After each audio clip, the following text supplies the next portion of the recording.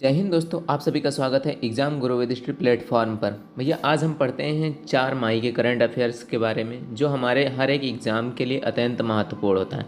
तो भैया हमारा फर्स्ट क्वेश्चन है, यूरोप में चैलेंजर टूर खिताब किसने जीता है? जीतने वाले भैया खिलाड़ी कौन है? सुमित नागल। हमारे भैया सी ऑप्शन करेक्ट है। ये चैलेंजर टूर का खिताब जीतने वाले हमारे यूरोप में चैलेंजर टूर खिताब जीतने वाले पहले खिलाड़ी हैं। अब इनके बारे में देख लेते हैं। सुमित नागल यूरोप में चैलेंजर टूर खिताब जीतने वाले, सॉरी ये किताब लिख गया, ये खिताब है। खिताब जीतने वाले पहले भारतीय खिलाड़ी हैं, टेनिस खिलाड़ी हैं। ये भैया कौन से खिलाड़ी हैं? ये टेनिस खिलाड़ी हैं। रोम एटीपी चैलेंजर टूर 2023 में भारतीय टेनिस खिलाड़ी सुमित नागल ने डच खिलाड़ी जेप्सर डे जोंग को फाइनल में हराकर खिताब अपने नाम किया है। सुमित नागल ने पहले भारत के लिए चैलेंजर टूर खिताब जीतने वाले सिर्फ रामनाथन ने अमेरिका में जीता था, यानी इससे पहले अमेरिका में रामनाथन ने जीता था। और सुमित नागल हमारे पहले खिलाड़ी हैं जिन्होंने चैलेंजर टूर का खिताब जीता है। नेक्स्ट भैया क्वेश्चन है हमारा, fit fire 55 fit fire 55 package नामक जलवायु कार्य योजना किस संघ द्वारा शुरू की गई है? तो भैया किस संघ द्वारा शुरू की गई है? अंतर्राष्ट्रीय यूनियन संघ द्वारा शुरू की गई है। फिट फायर 55 अंतर्राष्ट्रीय यूनियन संघ द्वारा पैकेज नामक जलवायु कार्य योजना शुरू की गई है। अब इसके बारे में देख लेते हैं। यूरोपियन संघ में ग्लोबल वार्मिंग और जलवायु परिवर्तन के मुख्य भूमिका निभाने वाले ग्रीन हाउस गैस उत्सर्जन को कम करने के लिए फिट फायर 55 नामक एक व्यापक जलवायु कार्य योजना पेश की है। फिट फायर 55 पैकेज के लक्ष्य क्या हैं? फिट फायर 55 पैकेज के मुख्य उद्देश्य 2030 तक शुद्ध ग्रीन हाउस उत्सर्जन को कम से कम 50% तक कम करना है। नेक्स्ट भैया है हमारा क्वेश्चन, भारत में पहली अंडर सी सुरंग किस राज्य में बनाई जा रही है? यानी पहली अंडर सुरंग किस राज्य में बनाई जा रही है? तो भैया ये महाराष्ट्र राज्य में बनाई जा रही है। भारत की पहली अंडर सी सुरंग महाराष्ट्र के राज्य में बनाई जा रही है। यहाँ के मुख्यमंत्री कौन हैं? तो यहाँ के मुख्यमंत्री भैया एकनाथ शिंदे हैं। अब इनके बारे में जान लेते हैं। भारत की पहली अंडर सी सुरंग महाराष्ट्र राज्य में बनाई जा रही है। 10.58 किलोमीटर लंबी यह सुरंग मुंबई से मरीन ड्राइव को बांद्राविल से लिंक से जोड़ती है। यानी ये मुंबई के मरीन ड्राइव से लेके बांद्रा तक जाएगी। ये भैया 10.58 किलोमीटर लंबी ये सुरंग है। नेक्स्ट हमारा क्वेश्चन है, बंदीपुर ने 1 अप्रैल 2023 को प्रोजेक्ट टाइगर रिजर्व के रूप में 50 साल पूरे कर लिया। यह किस राज्य में भैया पड़ता है? तो बांदीपुर ये भैया पड़ता कहाँ है? हमारे कर्नाटक राज्य में पड़ता है। हमारा भैया ए ऑप्शन करेक्ट है। अब इसके बारे में जान लेते हैं। बांदीपुर ने प्रोजेक्ट टाइगर रिजर्व के 50 साल पूरे किए हैं। यह कर्नाटक के 2 जिलों मैसूर और चंपाराजन नगर में स्थित है। बाघों की आबादी में गिरावट होने के उद्देश्य से इसे 1973 में पूर्व तत्कालीन प्रधानमंत्री द्वारा लॉन्च किया गया था। यानी भैया बाघों में काफ़ी ज़्यादा गिरावट होने की वजह से इस योजना को, टाइगर प्रोजेक्ट योजना को 1973 में प्रधानमंत्री इंदिरा गांधी द्वारा लॉन्च किया गया था। अब इनके बारे में नेक्स्ट देखते हैं। हमारा यह नेक्स्ट क्वेश्चन है, कौन सा देश अंग्रेजी भाषा पर प्रतिबंध लगाने की योजना बना रहा है? तो भैया कौन सा देश अंग्रेजी भाषा पर प्रतिबंध लगाने का योजना बना रहा है? तो भैया इटली देश अंग्रेजी भाषा पर प्रतिबंध लगाने की योजना बना रहा है। इसके बारे में जान लेते हैं। इटली सरकार ने घोषणा की है कि वह अंग्रेजी भाषा को प्रतिबंध करने और उसे उपयोग करने वाले व्यक्तियों और संगठनों पर भारी जुर्माना लगाने की योजना बनाने वाली है। यह फैसला आलोचना का सामना कर रहा है। यह सवाल उठता है कि इटली के अंतर्राष्ट्रीय सहयोग की स्थिति पर क्या असर पड़ेगा। यानी इटली सरकार ने अंग्रेजी भाषा पर बैन लगा रही है। हाल ही में इटली की प्रधानमंत्री जॉर्जियो मेलोनी को रायसीना डायलॉग्स 2023 नई दिल्ली में मुख्य वक्ता के रूप में बुलाया गया था। नेक्स्ट हमारा क्वेश्चन है भैया, हाल ही में उत्तर प्रदेश के किन उत्पादों को जीआई टैग मिला है? तो भैया उत्तर प्रदेश के 4 उत्पादों को अभी हाल ही में जीआई टैग मिला है। तो भैया कौन कौन से हैं? आदम चीनी है, बनारसी पान है, आदम चीनी चावल है और बनारसी पान है, बनारसी लंगड़ा आम है और सफ़ेद बाटा यानी सफ़ेद ब्रिंजल है और हमारा लास्ट ऑप्शन है भैया उपरोक्त सभी। तो भैया इन चारों को मिला है, इसलिए हमारा ई ऑप्शन करेक्ट है। यानी चारों को कौन कौन से? आदम चीनी चावल, बनारसी पान और बनारसी लंगड़ा आम और सफ़ेद बाटा यानी बनारसी सफ़ेद वाइट ब्रिंजल। तो हमारा भैया चारों ऑप्शन करेक्ट है, यानी उपरोक्त सभी भैया सही हैं। वाराणसी के 4 उत्पादों को इस बार जियोग्राफिकल इंडिकेशन टैग यानी जीआई टैग मिला है। इसे विश्व प्रसिद्ध बनारसी लंगड़ा आम और बनारसी पान के साथ ही रामनगर का सफ़ेद बाटा और आदम चीनी चावल शामिल है, यानी भैया 4 उत्पाद शामिल हैं। इससे पहले भी अब बनारसी साड़ी को भी जीआई टैग मिल चुका है।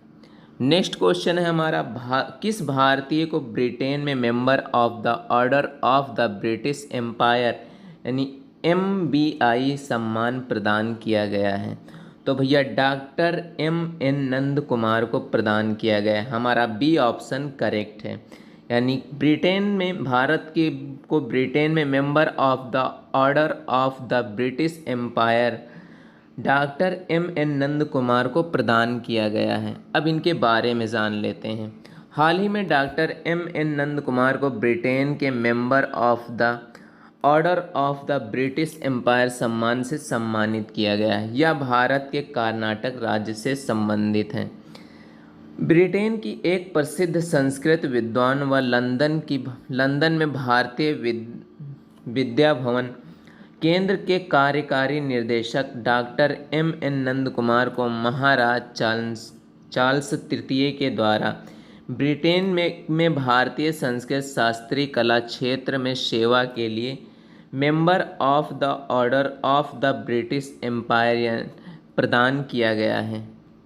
नेक्स्ट भैया क्वेश्चन है हमारा, बिजनेस रेडी प्रोजेक्ट का संबंध किस संस्था से है? तो भैया बिजनेस रेडी प्रोजेक्ट का संबंध वर्ल्ड बैंक से है। हमारा भैया सी ऑप्शन करेक्ट है। डूइंग बिजनेस प्रोजेक्ट के साथ साथ वर्ल्ड बैंक द्वारा बिजनेस रेडी प्रोजेक्ट लॉन्च किया गया है। डाटा अनियमितताओं और चीन के प्रति पक्षपात और शर्मनाक खुलासे के बाद इसे 2 साल पहले डूइंग बिजनेस रैंकिंग में विश्व बैंक द्वारा रद्द करना पड़ा था। नेक्स्ट इसके बारे में, बिजनेस रेडी प्रोजेक्ट का उद्देश्य दुनिया भर में अर्थव्यवस्थाओं में व्यापक और निवेश के माहौल का आकलन करना है। बिजनेस रेडी प्रोजेक्ट वर्ष 2024 के सालाना 180 अर्थव्यवस्था का आकलन करेगा तथा वार्षिक रिपोर्ट प्रकाशित करेगा। नेक्स्ट भैया विश्व बैंक के बारे में जान लेते हैं। उद्देश्य सदस्यों राष्ट्रों व पुनर्निर्माण व विकास के कार्य में आर्थिक सहायता प्रदान करना विश्व बैंक का काम है। विश्व बैंक का गठन कब हुआ था? 1944 में इसका गठन हुआ था। इसका मुख्यालय वाशिंगटन DC में है। विश्व बैंक के सदस्य देश कितने हैं? तो 189 सदस्य इसके सदस्य हैं। तो भैया और इसके प्रेसिडेंट कौन है? तो इसके भैया इसके प्रेसिडेंट हैं डेविड मलसप, इसके प्रेसिडेंट हैं। नेक्स्ट क्वेश्चन भैया देखते हैं। दक्षिणी वायु कमान के air officer commanding in chief किसे नियुक्त किया गया है? तो भैया air officer commanding in chief किसे नियुक्त किया गया है? तो एयर मार्शल बालकृष्णन मणिकांतन को दक्षिणी वायु एयर कमान के air officer commanding in chief के रूप में नियुक्त किया गया। अब इनके बारे में जान लेते हैं। दक्षिणी वायु कमान के बारे में जान लेते हैं। यह भारतीय वायुसेना के 7 कमांडर में से एक है। श्रीलंका में संघर्ष और हिंद महासागर पर एक मजबूत आधार स्थापित करने की आवश्यकता के परिणाम स्वरूप दक्षिणी वायु कमान का गठन किया गया था। इसकी स्थापना 19 जुलाई 1989 में किया गया था और इसका मुख्यालय कहाँ है? तिरुवनंतपुरम, केरल में है। वायुसेना के 7 कमांडर, जिनमें 5 लड़ाकू कमांडर हैं और 2 समर्थन कमांडर वाले कमांडर हैं।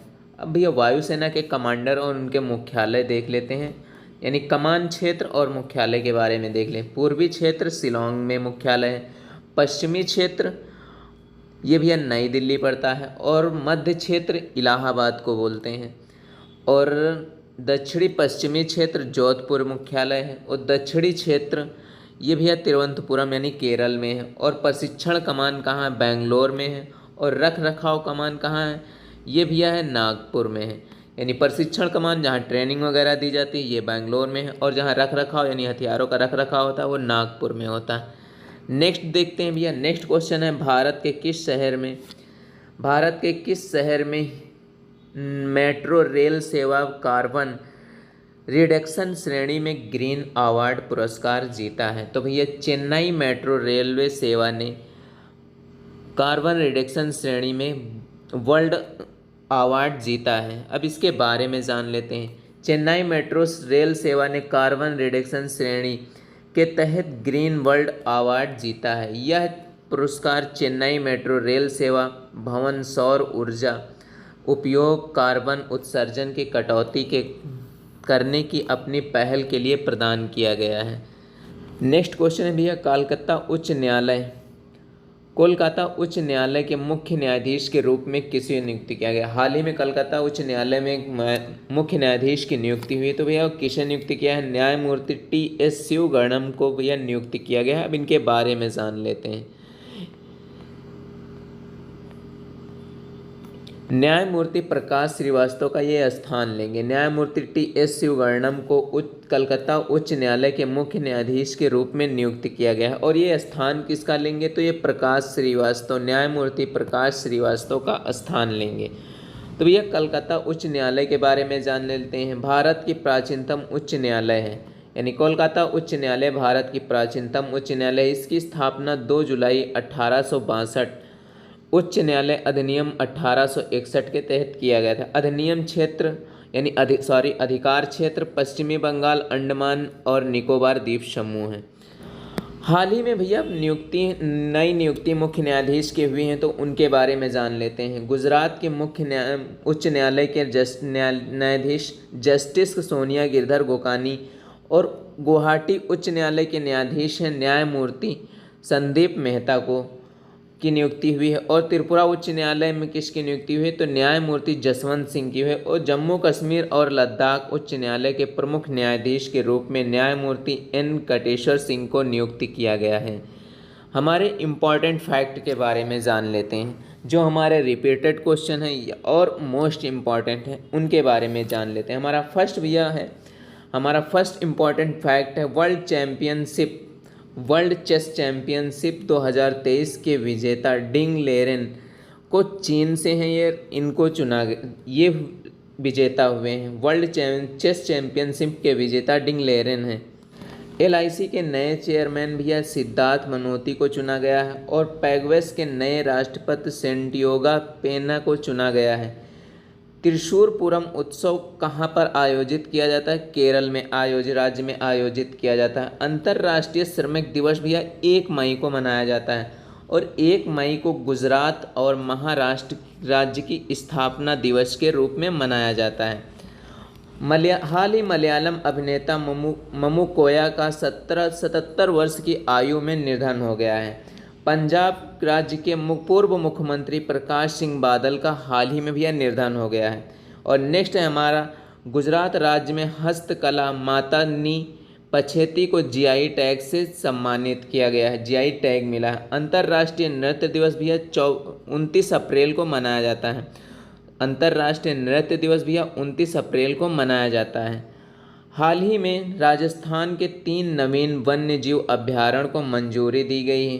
एग्री। नेक्स्ट पॉइंट है एमी ग्रेट अचीवमेंट अवार्ड 2023 नील वेदापुरी को सम्मानित किया गया है। नेक्स्ट है हेरिटेज फेस्टिवल 2023 का आयोजन गोवा में किया गया है। और नेक्स्ट है भैया मशहूर आर्किटेक्चर और पद्म भूषण से सम्मानित बाल कृष्ण दोषी का हाल ही में निधन हो गया है। और नेक्स्ट पॉइंट है पूर्व कानून मंत्री और सीनियर वकील शांति भूषण का हाल ही में भैया निधन हो गया है। और अब आपको 2 क्वेश्चन दिए जा रहे हैं, ये आपको भैया रिपीट, ये इनका आंसर आपको देना है। तो भैया हमारा फर्स्ट क्वेश्चन, हाल ही में डीआरडीओ और भारतीय नौसेना पर कहाँ बैलिस्टिक मिसाइल डिफेंस इंटरसेप्टर का सफल परीक्षण किया है? तो option A Orissa, option B है राजस्थान, और ऑप्शन सी है पश्चिम बंगाल, और ऑप्शन डी है मध्य प्रदेश। और नेक्स्ट दूसरा क्वेश्चन है, दिल्ली में धूल प्रदूषण को कम करने के लिए कौन सी योजना शुरू की गई है? ऑप्शन ए है ग्रीष्मकालीन कार्य योजना, ऑप्शन बी है ग्रीन हाउस योजना, ऑप्शन सी है भैया प्रदूषण मुक्त योजना, और ऑप्शन डी है सफाई योजना। इनके आंसर भैया कमेंट में आपको बताने हैं। कल मैं इन क्वेश्चन को सॉल्व कर दूंगा, फिर उसके बाद में आपको नेक्स्ट डे दूसरे क्वेश्चंस मिलेंगे। अब आपको बर्थडे रिवीजन क्वेश्चंस भी मिलेंगे। मिलते हैं एक नेक्स्ट वीडियो के साथ में, तब तक के लिए जय हिंद दोस्तों।